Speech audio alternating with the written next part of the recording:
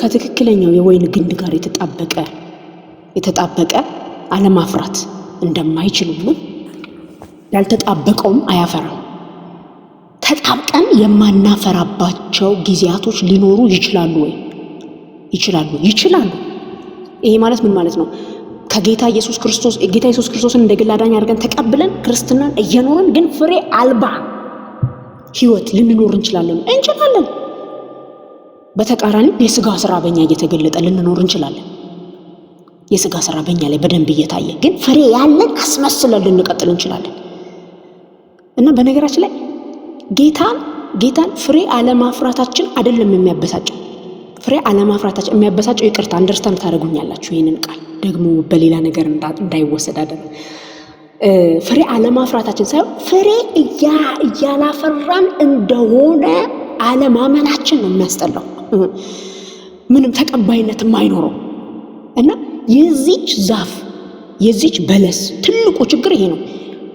ፍሬ አለማፍራቷ አይደለም፣ ግን ፍሬ ያላት ማስመሰሏ። ጌታ ተርቧል። ከዚች ዛፍ ከብዙ ዛፎች መካከል ሲያያት ፍሬ እንዳላት ሆና የታየችው እሷ ነች። ወደ እሷ ሊበላ ሲቀርብ ግን ምንም ነገር የለም። እና ይሄ የዚች ዛፍ ህይወት የእስራኤላውያንን፣ የአይሁዳውያንን፣ የፈሪሳውያንን፣ የሃይማኖት አባቶችን ህይወት በደንብ ይወክላል።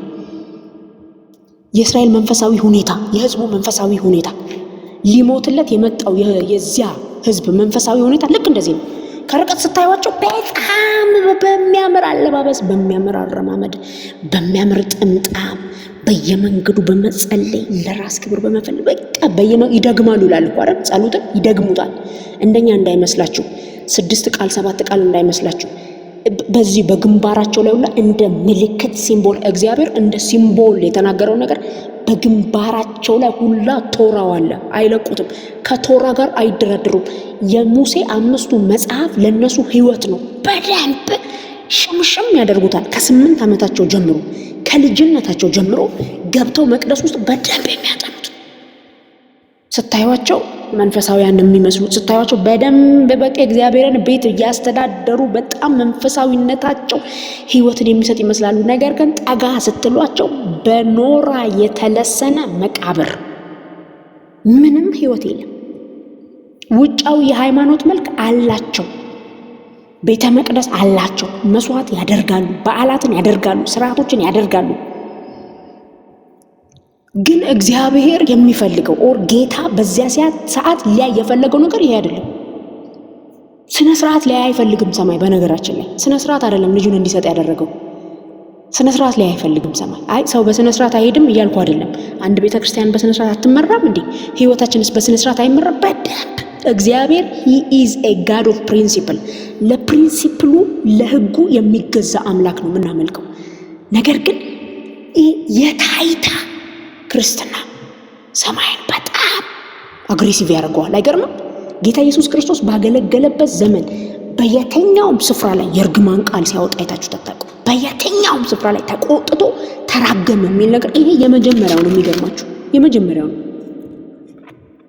ከአሁን ጀምሮ ለዘላለም ብሎ እስከሚራገም ድረስ ለምን ይቺ ዛፍ በጣም ብዙ በለስ ብዙ ፍሬ ያላት ትመስላለች፣ ግን ስትጠጓት ባዶ ናት። ምንም የላትም። ባዶ የተራበ የማይበላባት ምንም ዝም ብላ ድምፅ ብቻ የምትንዠዋዥው። ዛሬ እኔ ህይወታችንን እንድንመረምር እፈልጋለሁ። ዝም ብለን ነው ወይ ክርስትናን ያዝነው? ዝም ብለን ነው ወይ እየተጓዝን ያለ ነው? ዝም ብለን ነው ወይ መንፈሳችንን አንመግበውም ወይ? ስንታይ ክርስቲያን በጌታ በኢየሱስ ክርስቶስ ተብሎ ስም ተሰጥቶናል፣ ግን ለሰው የሚሆን መብል የለንም ወይ? ለሰው የሚሆን መጠለያ ከኛ ህይወት አይገኝም ወይ? ከርቀት ስንታይ በጣም ስፒሪቹዋል እያንዳንዱን የቤተ መቅደስ ስነ ስርዓት ጠንቅቀን እናደርጋለን። እንደኛ ቸርች የሚሄድ እንደኛ የሚዘምር እንደኛ በእጣ ክፍሉ ቀን ቆሞ የሚያገለግል የለም። ግን ህይወታችን ሲታይስ ህይወታችን ውስጥ ፍሬ አለ ወይ? ሰማይ ወደ ምድር ሲመለከት የመቅደስን ቤት፣ የመቅደስን ህይወት፣ የመቅደስን አገልግሎት ሲመለከት እፎይ ወደ እሷ ብልክ ሰው ይበላል፣ ሰው ያርፋል፣ ሰው ይጠጣል። ቢሹን ተነስና ወደ መቅደስ ሂድ እሷ ትጸልይልሃለች የሚል ድምፅ ሰማይ ወደ እኔ ቤት ለመላክ ድፍረት አለው ወይ? ወደ እናንተ ቤት ለመላክ ድፍረት አለው ወይ? ወይንስ እንደዚህ በለስ ፍሬ ያለን እንመስላለን? ይሄ ማለት ምንድነው? ክርስቲያኖች እንመስላለን። በጣም ኢንኮንትሮል ይመስላል ነገራችን፣ ግን ጠጋ ሲለን ሰማይ ምን ባዶ ለምንም ማን ራሳችንን እንመርመር። በቃ ራሳችንን እንመርመር። ራሳችንን እንደዛ ነበሩ። ጌታ ኢየሱስ ክርስቶስ ባገለገለበት ዘመን በጣም ያደከሙ ሰዎች እንደዚህ አይነት ሰዎች ነበሩ። በጣም አደከሙት። በጣም የእግዚአብሔር ክብር ተገልጦ በመካከላቸው እንዳይሰራ፣ የአምላኬ ክብር ተገልጦ በመካከላቸው ስራውን እንዳያደርግ ባዶ ህይወት አስቸገረው። ለዚህ ነው አይደል የትኛዋን ቤተክርስቲያን ነው ልተፋሽ ነው ልተፋ ለብ ነው አለ። ህይወትሽ ለብ፣ ቤተክርስቲያኗ ለብ ያለች ነች። እንዲሁ ነው በቃ ለማድረግ የሚደረግ ነው እዛ ቤተክርስቲያን። አረ ልተፋ የእንግሊዝኛው ቃል I will spit you out ነው የሚለው። ቱ ልልሽ ነው አለ ጌታ። ምክንያቱም ኢንቨስት እንዳያደርግ እዛች ቤተክርስቲያን ላይ ቆይ እንዳይ የሆነ አይነት ሙቀት አለ። ኦኬ በቃ ሰዎችን እልካለሁ ወደዚህ ቤተክርስቲያን ሰዎች ይቀየራሉ እንዳይል ህይወታቸው ለብ ያለ ነው። ለብ ያለ ነገር ቢመጣ ምንድነው የምታደርጉት? ምን አረ ወይ አሙቀው ወይ ይቅርብኝ ነው የምትሉት። ለብ ያለ ነገር ማን ይወደዋል? የዚች ዛፍ ደግሞ ለብ ማለት አይደለም። በጣም ከርቀት ስታዩት ፍሬ ያለው ይመስላል፣ መንፈሳዊ ይመስላል። በቃ የጸሎት ሰው እንመስላለን ከሩቅ ስንታይ። በጣም የእግዚአብሔርን ቃል የተሞላን የምናቅ ጠዋት ማታ ሌሊት የምንጸልይ እንመስላለን። ስንቀርብ ግን ባዶ ነው። ሰማይ የሚያዝንብን ሰማይ እረፍት የለውም እኛ ህይወት ላይ። ሰማይ አያርፍም በእኛ ህይወት፣ እረፍት የለውም። ጌታ ኢየሱስ ሊያርፍ ሊበላ ፈለገ፣ አልቻለም። ባዶ ቅጠል ናት፣ በቃ ባዶ። በማግስቱም ከቢታንያ ሲወጡ ተራበ። ቅጠልም ያላት በለስ ከሩቅ አይቶ ምናልባት አንዳች ይገኝባት እንደሆነ። አረ ጌታ ከዚህ ያድነን ወገኖች፣ እኔንም እናንተንም ያድነን።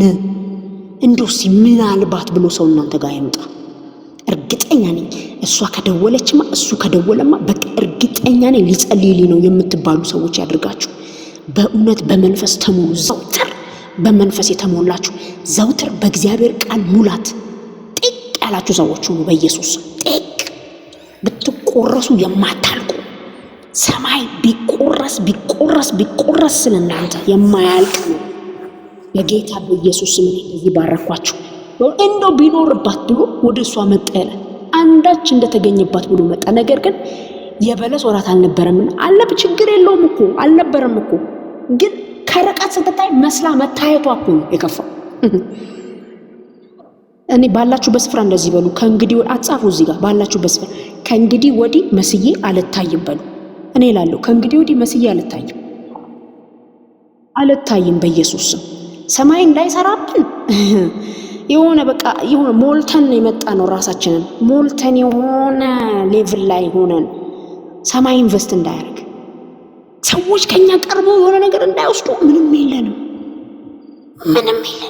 ኢን ቢትዊን የሆነ ህይወት በጌታ በኢየሱስ ስም ከዘመናችሁ ላይ ይቆረጥ። ጌታ ኢየሱስ ክርስቶስ በአገልግሎት ዘመኑ ብቸኛው የተደረገ የፍርድ ተአምር ኢሚዲየትሊ የደረቀችው ኢሚዲየትሊ። ስለዚህ ከህይወታችን ላይ እግዚአብሔር ይሄንን ያስወግድ። እውነት የሌለበት ህይወት ከህይወታችን ላይ ይወገድ። ከህይወት የተለየ ምልልስ ከህይወታችን ላይ ይወገድ። በቃ ይወገድ። በቃ ማለት የሆነ ነገር አረ ይሄ ነገር አረ እያለን ዞር ብለን የምናደርገው ነገር ካለ ዛሬ ከህይወታችን ይወገድ። ውጫዊ መልክ ከህይወታችን ይወገድ። ሃይማኖታዊ ምልልስ ከህይወታችን ይወገድ። በጌታ በኢየሱስ ስም ዛሬ እንደዚህ ጸልያለሁ። ለኔም ለናንተም እውነት የሌለበት ህይወት ይወገድ። አንድ ቀን ለዚያ ነገር ታልፈን ከመሰጠታችን በፊት አይገርምም? ይሁዳ የሆነ ከሚሰበሰበው ገንዘብ ላይ ይቆነጥር ነበር። ገንዘብ እንኳን ሽቶ እንኳን ሲሰበር ይሄ ነገር እኮ ቢሸጥ ለድሆች ይል ነበር ይላል። ግን ከሱ ከልቡ ከግሪዲነቱ ከሌብነት ሐሳቡ ነው እንጂ